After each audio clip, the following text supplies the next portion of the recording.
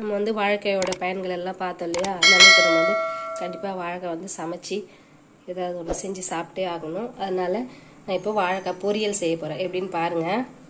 2 வாழைக்காய் கட் பண்ணி வச்சுருக்கேன். எண்ணெய், கடுகு, உளுத்தம்பருப்பு, கருவேப்பிலை, இஞ்சி, பூண்டு, வெங்காயம், கொத்தமல்லி தழை, உப்பு, தண்ணி, மிளகாய் பொடி, மஞ்சள் பொடி. இப்போ வந்து நம்ம இஞ்சி, பூண்டு, வெங்காயம் இதெல்லாத்தையும் சும்மா லைட்டாக ஒரு மிக்சியில் சும்மா ஒரு ஓட்டு வச்சுக்கலாம். ஒன்றும் பாதியமாக அரைகிற மாதிரி அரைச்சி வச்சுக்கலாம். வானல் காஞ்சிச்சு, எண்ணெய் விட்டுட்டோம். கடுகு, உளுத்தம் பருப்பு போட்டு உறைஞ்சி வருது. கருவேப்பிலை சேர்த்துக்கிறோம்.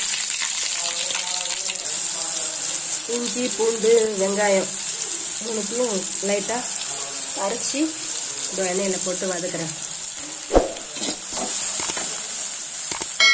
இப்போ வாழைக்காய் போடலாம்.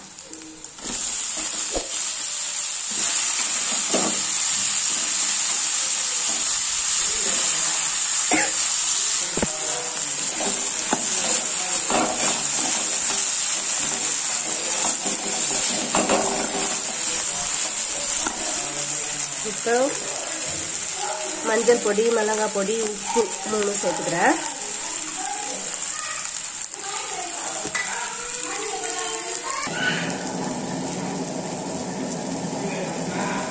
சேர்த்து நல்லா வதக்கணும்.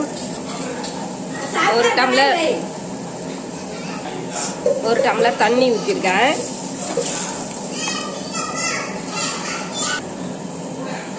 அதில் நல்லா வேகட்டும். வாழைக்காய் வந்து சீக்கிரமாக வெந்துடும். பாருங்க, பாதி வெந்துடுச்சு. இன்னும் ஒரு 5 நிமிஷம் வேகட்டும். ரெடியாக வச்சு வாழைக்காய் பொரியல்.